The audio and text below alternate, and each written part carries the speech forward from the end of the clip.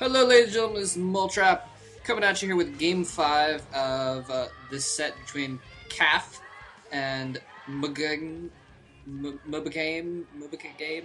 MBC Game, and yes, that's Korean Air Force, KAF, CAF, and MBC Game is, of course, the name of one of the two video game television networks in Korea, and they have their own team, which is not doing very well these days. They are kind of towards the bottom of the pile right now, and Ace, of course, is the Korean Air Force team, and Ace, of course, is the bottom of the pile generally, so you gotta feel bad for them.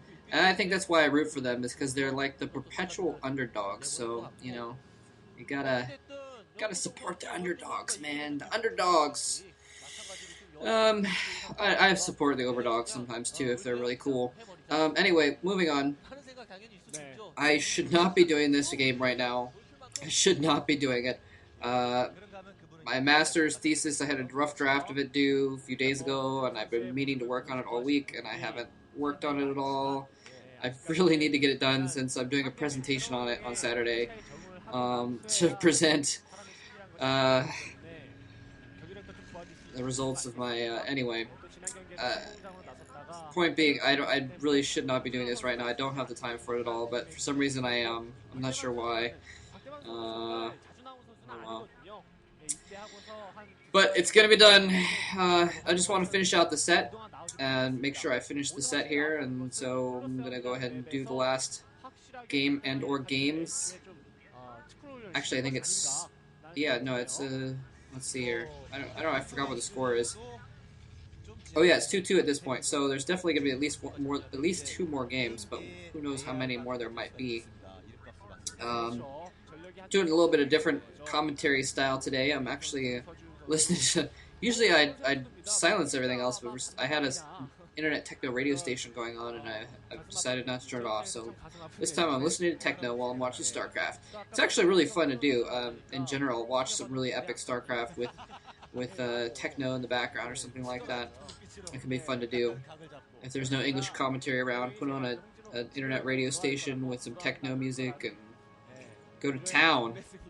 Go to town. Maybe I'll start uploading some games with techno music added in the background behind the English commentary. That might be kind of fun.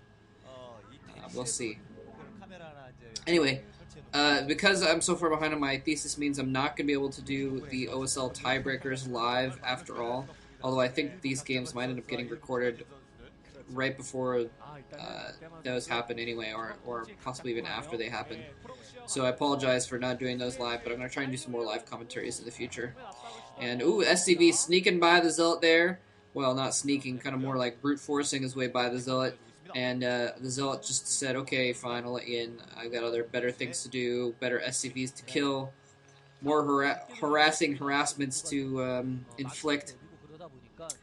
Pretty standard 2-gateway build here from Daezang. By the way, I did mention this is Daezang, didn't I? Maybe I didn't. This is C Shield versus Daezang. And C has come back. MBC Game was down 2 games, and C Shield finally came out and took the momentum back and won 2 games. So now that's why it's tied up 2-2. And for some reason I forgot who won the first 2 games. Oh man, I did the other games like a day or 2 ago, so that's why I don't remember. Anyway, pretty standard stuff here going on. Zealot going in to harass, and you have to set up the bunker there, because otherwise the ranged goons will come up there, and then you kind of have to just, you know, hold things off. I mean, you don't have to build the bunker. Sometimes you can build, just use your marines or whatever and just repair the depot, but it's a little bit better to have a bunker there so that the dragoons can't just run up and kill the SCVs that are repairing as easily. And then it's kind of stalling time to get that tank out, and then once that tank is out, it can range the dragoons, and then pretty safe there. So yeah, he's gonna have to do a little repairing action, but the point is he is gonna be able to get an expansion up during this whole thing as well. So there he goes. Tank is in play. Probably gonna, if he'd do well to stick it on the high ground. I think. No, never mind. He's not gonna be able to stick it on the high ground. Well, he is gonna put it on the high ground, but that is actually pretty dangerous for C because. Once he gets in siege mode, it won't be able to move out of the way. He could theoretically run those dragoons over and attack up the hill. I mean, just because you have the high ground doesn't mean means you're invincible. And there, he's gonna have to move it over now to try and get attack those dragoons that are hitting his barracks. His barracks almost went down there. Oh, is the SCV gonna get away? I think the SCV is gonna go down to some chasing dragoons there. One more shot. One more shot. There we go. So yeah, C's gonna be pretty good. His siege mode is probably finished by now. Doing a siege expand here instead of getting the mines or anything like that. Almost finished, not quite up yet.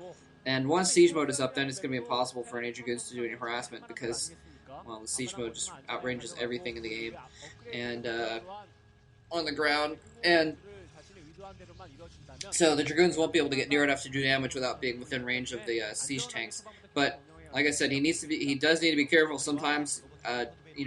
Bold Protoss players will run in there and just attack the tanks down up the ridge, even though they have a miss chance. Yeah, see, though, so that's kind of a bad spot for those tanks. It'd be better if they were kind of back a little ways, an inch or two, so that way they could still hit things that were going in to that area, but they would not be within range so the dragoons could fire up the hill at them. So, interesting choice there, but we'll see. And actually now what he's going to do is he's moving one back, but most of the reason why he's doing that is so that, it's a little trade-off, because having the siege tanks forward more also means that you can attack farther out, so, it goes both ways. But now he's got one of his siege tanks move back just in case of a Reaver drop, so that if he tries to drop a Reaver over anywhere in the area, the siege tank will be within range and be able to take a shot off on the Reaver before it gets a scare. But usually, Protoss will put a Zealot in there and use the Zealot to take the siege tank hit. They'll drop the Zealot out first, and then the Reaver. The Zealot takes the siege tank hit, and you can get a Scarab off before the siege tank fires again. It could be pretty effective that way, so that one siege tank is not really going to be a terrible deterrent.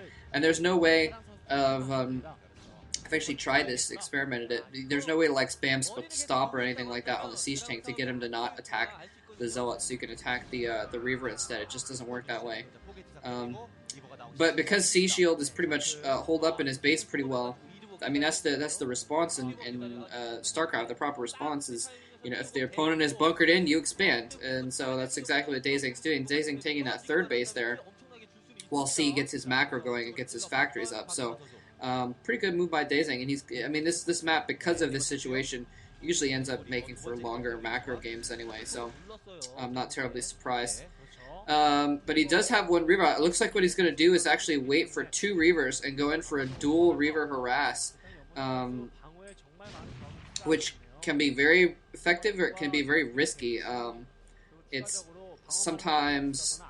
it means you can lose 2 Reavers because you don't have that Zealot in there to take the hit for you, and so it makes it a little bit more difficult to actually do damage with the Reavers, because it's easier for them to get killed basically. But at the same time, you can double Scarab things, and you can drop the Reavers out, attack with both Reavers at a single tank, for instance, and then oh wow, those vultures are able to get in there, and the engineering base spots the shuttle, so C probably knows this is coming here, but he is not going to go for the expansion. He's going to go direct for the main speed shuttle rush. He's going to get in there. 1 Reaver drops out, 2 Reavers.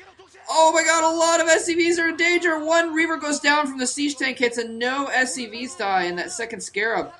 He is going to be able to do some more harassment here. The siege tank's just barely out of range, but that's all this is going to be, is harassment. It's not going to be a killing blow of any kind, or even that big of a blow.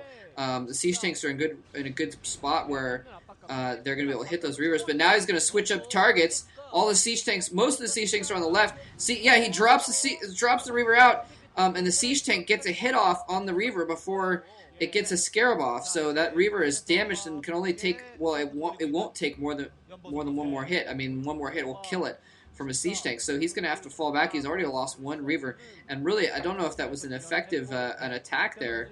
You saw, though, what he did is he tried to target the tank with both the Reavers and try and get a double Scarab on the tank when he dropped out the first time and kill off the tank. If he'd done that, it would have been a lot easier for him to do more harassment, because he would have killed at least one of the tanks. And so that's the advantage of having the dual Reavers, is you can get 2 in there. And the other advantage is, as you saw, he waited for the speed upgrade to finish as well.